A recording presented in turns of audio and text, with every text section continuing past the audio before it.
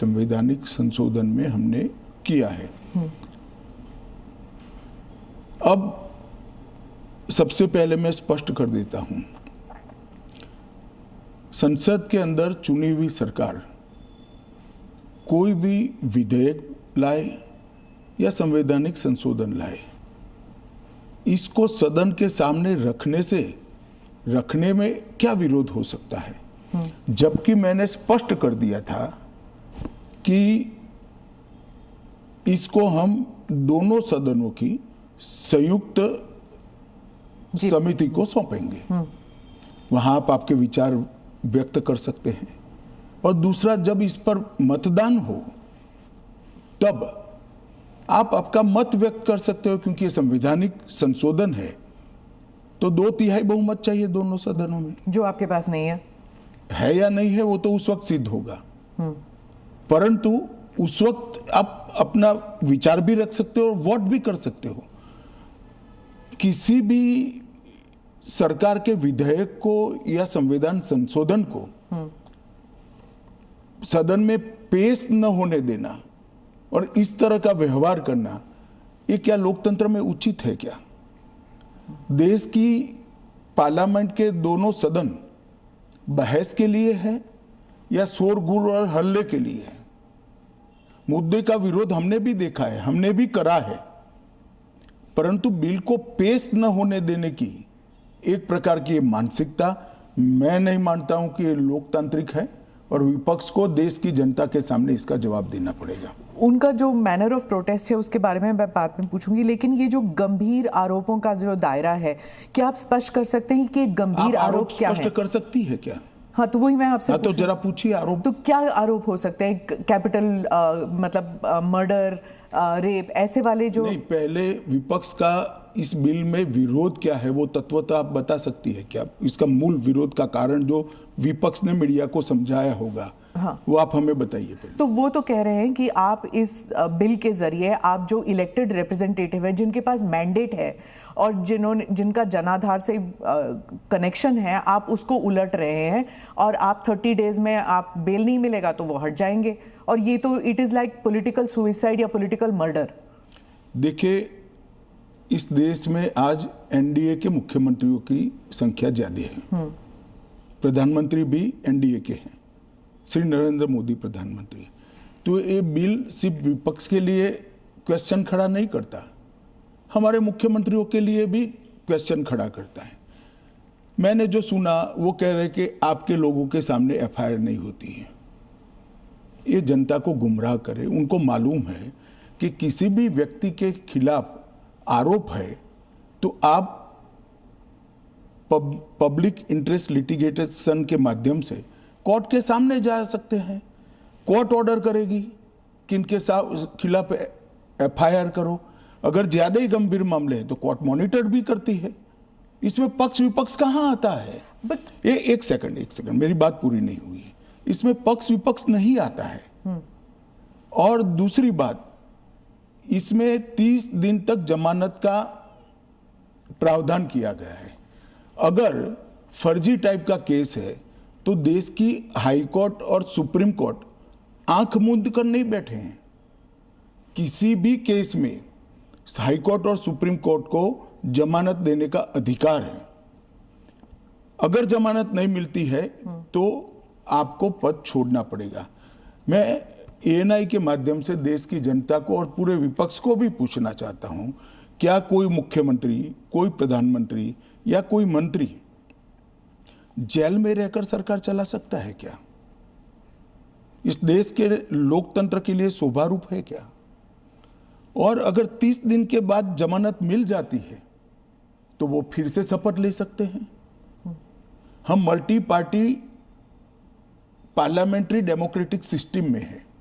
जब आपके पास सदन में बहुमत होता है, एक मुख्यमंत्री को किसी भी कारणसर जेल में जाना पड़ा, 30 दिन तक जमानत नहीं हुई, तो अब वो पदमुक्त हो जाएंगे, परंतु उनका बहुमत तो बना रहेगा। जैसे ही मुक्त होंगे वो फिर से मुख्यमंत्री बन सकते हैं। ये जो गंभीर आरोप होते हैं इन लोगों के खिलाफ, वो उनको साबित करने के लिए या उनसे छुटकारा पाने के लिए इतना वक्त लग जाता है। आप जैसे जो डेमोक्रेसीज हैं, बाकी डेमोक्रेसीज हैं, वहाँ पे क्या होता है कि वो हट जाते हैं और फिर वापस आते हैं। यहाँ पे तो जेल में डाल देते हैं। देखिए, जेल में डालने का जो प्रावधान है वो एनडीए सरकार ने नहीं बनाया है, वो सालों से यहाँ चल रहा है। दूसरी बात कि ये जो आपने कहा कि गंभीर आरोप की व्याख्या क्या होगी, तो उसमें हमने व्याख्या कर दी है कि 5 साल से ज़्यादा सजा का जहाँ प्रावधान है वहाँ पर उनको पद छोड़ना पड़ेगा। कोई छुटपुट आरोप के लिए पद नहीं छोड़ना है, मगर जिन पर करप्शन के आरोप है या 5 साल से ज़्यादा सजा के आरोप है, ऐसे मंत्री, मुख्यमंत्री या प्रधानमंत्री जेल में बैठकर सरकार चलाए, ये कितना उचित है। पर दोष के ऊपर कैसे कर सकते हैं? पहले मैं आपको सिद्धि तो हो जाए ना। मैं आपको बताना चाहता हूं, आज भी भारत के जन प्रतिनिधित्व कानून जो है उसके अंदर प्रावधान है कि किसी भी चुने हुए प्रतिनिधि को 2 साल या इससे अधिक समय के लिए सजा होता है तो वो अपने स्थान से मुक्त हो जाएंगे सांसद के रूप में। अब उस पर हाई कोर्ट की अपील बाकी है, इस पर सुप्रीम कोर्ट की अपील बाकी है, मगर एक मॉरल ग्राउंड तय करने के लिए कानून आजादी मिली तब से बना है। इस पर भी आर्गुमेंट होता है कि भाई वो हाई कोर्ट से छूट जाएंगे, वो सुप्रीम कोर्ट से छूट जाएंगे, क्योंकि अपील फाइनल नहीं हुई है। तो जैसे ही छूटते हैं उनकी सदस्यता रिवाइव हो जाती है। कई सारे लोगों की सदस्यता समाप्त हो गई और तुरंत रिवाइव भी हुई, ऊपर से सजा का स्टे मिलने के बाद। पर इस दौरान उनका राजनीतिक कुछ नहीं होता है ना सर। सत्येंद्र जैन का देख लीजिए, उनके 4 साल कौन लौटाएगा? उनकी जो पॉलिटिकल लाइफ है वो तो खत्म हो गई ना। नहीं, मगर 4 साल तक उनको जमानत नहीं मिला, केस अभी चालू है। हाँ, तो पर उसके बाद सीबीआई का जो रिपोर्ट है वो कोर्ट ने एक्सेप्ट कर लिया ना। आप भयंकर भ्रांति में हो। जिस एफआईआर में वो 4 साल जेल में रहे, वो एफआईआर में क्लोजर रिपोर्ट नहीं भरी गई। क्लोजर रिपोर्ट 2022 के केस में भरी गई। जिन 4 केसों में वो जेल में गए थे और लंबे समय तक रहे, वो 4 केसों में एससीबीआई ने चार्जशीट किया है और वो ट्रायल फेस कर रहे हैं। मगर आप पार्टी के प्रोपेगेंडा का आप शिकार हो। सत्येंद्र जैन जी को जिस केसों में लंबा समय जेल में रहना पड़ा, वो सारे के सारे केसों में चार्जशीट हुआ है और वो ट्रायल फेस कर रहे हैं। और अरविंद केजरीवाल जो थे, उनका भी ऐसे ही हुआ था, बेल मिला और फिर उसके बाद वो वापस आ गए। क्या यही होने वाला है हर नॉन बीजेपी चीफ मिनिस्टर के साथ? तो आप मुझे एक बात का सवाल जवाब दीजिए। नॉन बीजेपी बीजेपी छोड़ दीजिए, दोनों के लिए समान कानून है, परंतु किसी ने भी जेल से सरकार चलानी चाहिए क्या? आजादी से अब तक कई सारे नेता जेल में गए, कई सारे मुख्यमंत्री भी गए, मंत्री भी गए, और सबने इस्तीफा देकर जेल में गए। अभी अभी एक ट्रेंड शुरू हुआ कि जेल में जाने के बाद भी इस्तीफा नहीं देना। ढेर सारे ऐसे लोग हैं जिन्होंने इस्तीफा दिया। तमिलनाडु के कुछ मंत्रियों ने नहीं दिया, दिल्ली के मंत्री और मुख्यमंत्री ने नहीं दिया, और सरकार के सचिव, डीजीपी, मुख्य सचिव इनके पास आदेश लेने के लिए जेल में जाएंगे। ये क्या हमारे लोकतंत्र को दुनिया में सम्मान दिलाएगा क्या? ये मुद्दे पर चिंता, चर्चा होनी चाहिए, नहीं होनी चाहिए। और मैं आज जो कांग्रेस पार्टी इसका मुखर कर विरोध कर रही है, वो कांग्रेस पार्टी के एक स्टैंड को ही मैं कह रहा हूं। जब यूपीए की सरकार थी, श्री मनमोहन सिंह जी इनके प्रधानमंत्री थे और लालू प्रसाद यादव जी इनके मिनिस्टर थे। लालू प्रसाद जी को सजा हो गई। मनमोहन सरकार एक ऑर्डिनेंस लेकर आई कि 2 साल की सजा हो तो भी अपील का स्टेज बाकी है तो उनकी सदस्यता नहीं जाती है। यही मॉरल ग्राउंड था जो आप कोट कर रही हो। तो एक ऑर्डिनेंस लेकर आए कि हम इसको बदल दे रहे हैं। ऑर्डिनेंस से बदलने का कैबिनेट ने प्रस्ताव भी किया। यही श्री राहुल गांधी इसको कंप्लीट नॉनसेंस कहकर सार्वजनिक रूप से प्रेस कॉन्फ्रेंस में फाड़े थे ऑर्डिनेंस को, और देश की कैबिनेट ने और देश के प्रधानमंत्री ने जो फैसला लिया था, उनकी पार्टी के ही प्रधानमंत्री ने जो फैसला लिया था, उसका मॉरल ग्राउंड पर उन्होंने मखौल उड़ाया था। और मनमोहन सिंह एक सॉरी फिगर बनकर रह गए थे पूरी विश्व के सामने। आज वही राहुल गांधी बिहार में सरकार बनाने के लिए सजा हो गई, वो लालू प्रसाद जी को गले मिल रहे हैं। ये ड्यूअल स्टैंडर्ड नहीं है क्या? ये शोभा देता है क्या? 3 चीजों से ये सारे आरोप खारिज हो जाते हैं। एक तो प्रधानमंत्री जी ने स्वयं अपने आप को इसमें डाला है। एक जमाने में कांग्रेस 39वां संविधान, प्रधानमंत्री ने डाला है, पहले नहीं थे क्या प्रधानमंत्री? ना, पहले तो प्रोविजन ही नहीं था। तो जब कानून ड्राफ्ट हो रहा था तो उन्होंने खुद डाला अपना? हाँ, खुद डाला है। पहले 39वां जो संशोधन था, इसमें इंदिरा जी उपराष्ट्रपति राष्ट्रपति के साथ साथ खुद को भी इनके खिलाफ कोई वैधता नहीं रहती है चुनावी मुकदमों का एक संविधान संशोधन लेकर आई थी। वो खैर कांग्रेस पार्टी और श्रीमती इंदिरा गांधी की नैतिकता का सवाल है। नरेंद्र मोदी जी अपने खिलाफ खुद संविधान संशोधन लेकर आए हैं कि प्रधानमंत्री भी जेल में जाएगा तो उसको इस्तीफा दे देना पड़ेगा। पर इससे एक एक्स्ट्रा जुडिशियल पावर कह लीजिए, जो भी एक अधिकारी को नहीं मिल जाता कि प्रधानमंत्री से भी ज्यादा सीनियर हो जाता है वो? जी, आप ऐसे बात करिए जिसमें जैसे इस देश में कोई कोर्ट ही नहीं है। पर कोर्ट में डिलेज होते हैं ना सर? ये कानून आने के बाद नहीं होंगे, क्योंकि कोर्ट को तुरंत इंटरवीन करना पड़ेगा। किसी चुने हुए प्रतिनिधि को खारिज करने का प्रावधान हुआ है। मैं तो उल्टा कहता हूं, इससे यस और नो जो होना है वो जल्दी हो जाएगा। तो प्रेशर कोर्ट्स पे होगा डिक्लेयर करने के लिए? प्रेशर होगा ये कहना ठीक नहीं है। हाँ। मगर हमारी कोर्ट भी, पर उसे नहीं सुनिए ना, हमारी कोर्ट भी कानून की गंभीरता को समझती है। जब 30 दिन के बाद पद छोड़ना है तो वो उसके पहले इसका फैसला करेगी कि बेल मिलना चाहिए या नहीं मिलना चाहिए। हाईकोर्ट में जब केस गया कि श्री केजरीवाल जेल में है, तब उनको वहां से इस्तीफा देने चाहिए। एक पब्लिक इंटरेस्ट लिटिगेशन फाइल हुआ। हाईकोर्ट ने कहा कि हम सैद्धांतिक रूप से मानते हैं कि इनको छोड़ देना चाहिए मॉरल ग्राउंड पर, परंतु अभी के कानून में कोई प्रावधान नहीं है। चलिए, अब कानून में प्रावधान हो गया। मेरा बहुत स्पष्ट मानना है, मेरी पार्टी का मानना है, देश के प्रधानमंत्री का मानना है कि इस देश में कोई भी मुख्यमंत्री हो, मंत्री हो या प्रधानमंत्री हो, जेल में रहकर सरकार नहीं चला सकते। पहले भी कई लोगों ने मॉरल ग्राउंड पर इस्तीफा दिया है। लाल कृष्ण अडवाणी जी ने दिया था, येदुरप्पा जी ने दिया था, ईश्वरप्पा जी ने दिया था, जॉर्ज फर्नांडिस जी ने दिया था। कई सारे लोगों ने मॉरल ग्राउंड पर इस्तीफे दिए हैं। कोई जेल में जाकर सरकार नहीं चला। इवन हेमंत सोरेन ने दिया था रिसेंट पास्ट में। जब वो छूट कर आए तो फिर से मुख्यमंत्री बन गए।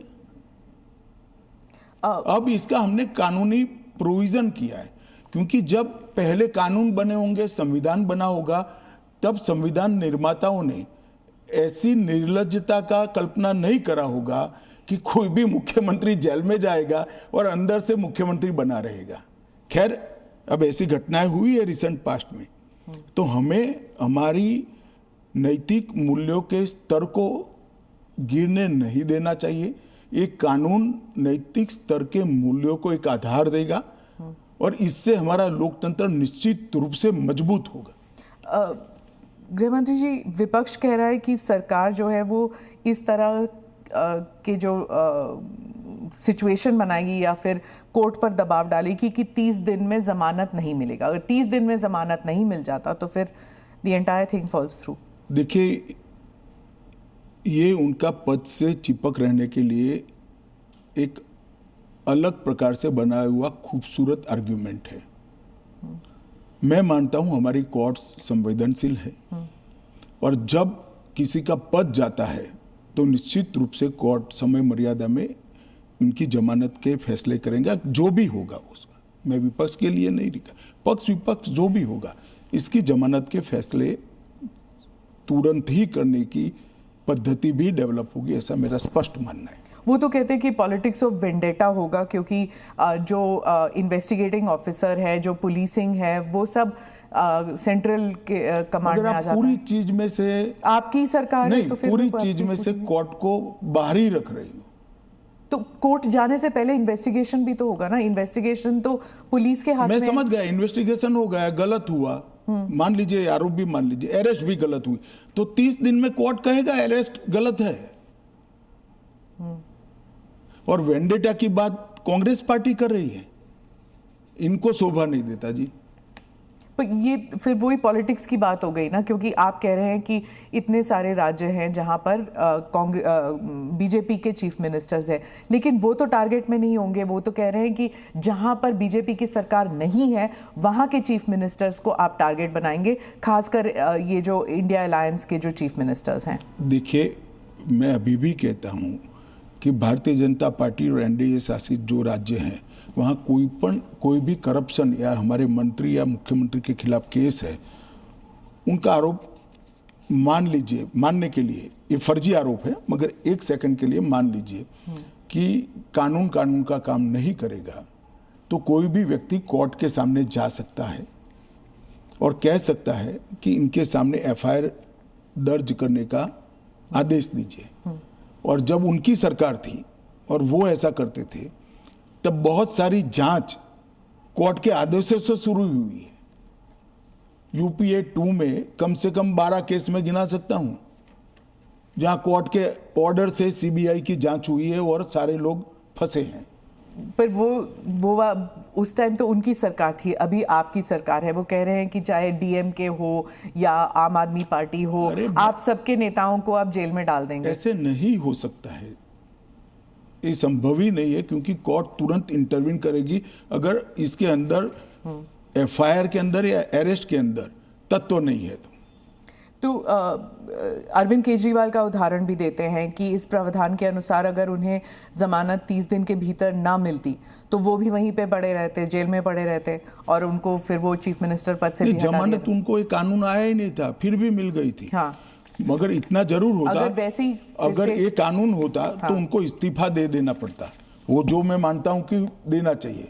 बाहर निकलकर जब पब्लिक विरोध करने लगी तो उन्होंने दे भी दिया, मॉरल ग्राउंड पर ही दिया। अब कानूनन देना पड़ेगा, इतनी ही बात है। तो चुनाव फेस करने के पहले उन्होंने मॉरल ग्राउंड पर इस्तीफा देकर आतिशी जी को दिल्ली की मुख्यमंत्री, क्योंकि जैसे ही घूमने लगे पब्लिक ने सवाल करे।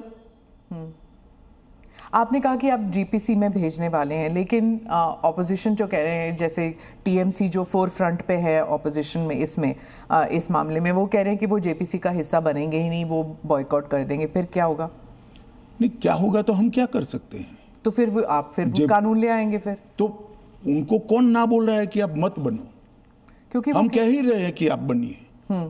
आप अगर पार्लियामेंट चलाने के जो नियम बने हैं वो नियम को भी स्वीकार नहीं करोगे और आप कहोगे कि हमारी इच्छा है वही फाइनल हो, भले हम विपक्ष में हैं, ऐसे नहीं हो सकता। सरकार उनको मौका दे सकती है, अगर वो मौके का स्वीकार नहीं करते हैं तो हम क्या कर सकते हैं? हम तो रिसीविंग एंड पर हैं। क्योंकि वो रिसीविंग एंड पे हैं आप। निश्चित रूप से अगर जेपीसी बनाने का निर्णय होने के बाद भी वो जेपीसी का बहिष्कार करते हैं तो सरकार के पास विकल्प क्या? वो कह रहे हैं कि आप सिर्फ उनका स्टैंप चाहते हैं, ये तो संविधान की हत्या है। ये ऐसा नहीं है। जेपीसी में अनेक साक्ष्य बुलाए जाते हैं, सार्वजनिक जीवन के भी बुलाए जाएंगे। आप एप्लीकेशन करोगी तो आपको भी बुलाएंगे, आपका रिकॉर्ड होता है और वो सारे दलीलों का, साक्ष्यों के दलील का काट कर रिपोर्ट तैयार होता है और वो रिपोर्ट के आधार पर बिल को बदला जाता है। तो पूरी पार्लियामेंट की संवैधानिक प्रक्रिया को ही सिरे से खारिज करते हैं। फिर तो आप ऐसे भी कह सकते हो कोई भी कानून हम पास नहीं होने देंगे, हम विरोध करेंगे। कि महत्वपूर्ण बिल है, सभी पार्टियों के सदस्यों की राय पार्टी से कंसल्ट कर एक कंसीडर्ड राय जेपीसी के सामने आनी चाहिए। और अगर जेपीसी नहीं आता, अगर वो बहिष्कार करते हैं, तब क्या होगा? तो कुछ नहीं होगा, जेपीसी अपना काम करेगी। तो कैसे काम करेगी? अगर बहिष्कार कर रहे हैं तो फिर तो पूरे ऑपोजिशन के बगैर तो मौजूदा लोग काम करेंगे। कल को आप अगर ऑपोजिशन अभी से लेकर 4 साल तक कोई काम में सहयोग नहीं होता है, देता है, तो देश नहीं चलेगा क्या? स्मिता जी, ऐसे नहीं चलता है। हम इतना ही कर सकते हैं कि उनको बोलने का मौका दे, उनको बात रखने का मौका दे। अगर वो अपनी बात रखना ही नहीं चाहते हैं, अगर बोलना ही नहीं चाहते हैं, तो देश की जनता भी तो देख रही है ना चीजों को। विपक्ष का यही कहना है कि आप हमेशा कह रहे हैं, इस बिल को लेकर कह रहे हैं कि जुडिशरी डिसाइड करेगा, जुडिशरी, लेकिन जुडिशरी में सारे केसेस इतनी लंबे तौर पर विलंबित होती है, नहीं चलते हैं। और एक सेकंड, जुडिशरी में बेल के केस कभी भी, मेरे अलावे किसी भी बेल का केस सुप्रीम कोर्ट में 5 दिन से ज्यादा नहीं चला है। पर ये इरिवर्सिबल हो गया ना, ये जो केसेस हो जाते हैं, अगर उनको पद छोड़ना पड़े तो ये इरिवर्सिबल हो ना, जमानत मिलने के बाद वो फिर से ले सकते हैं। हमारा इतना ही है कि जमानत नहीं होती तब तक आप जेल से सरकार नहीं चला सकते। तो चलो, जमानत मिलने में 30 की जगह 40 दिन हुआ, तो 40 दिन के बाद आप शपथ ले सकते हो। इसमें कोई जुडिशियल प्रोविजंस हैं क्या इस बिल में कि थोड़ा बहुत एटलीस्ट सुरक्षित महसूस करे एक यही सबसे बड़ा सुरक्षित महसूस करने का कारण है कि 30 दिन के बाद अगर आप इस्तीफा देते हो, उसके बाद में आपको जमानत मिलती है, जब चार्जशीट हो जाए वगैरह वगैरह, और जमानत अगर मिलती है तो आप शपथ ले सकते हो। जी न्यूज़।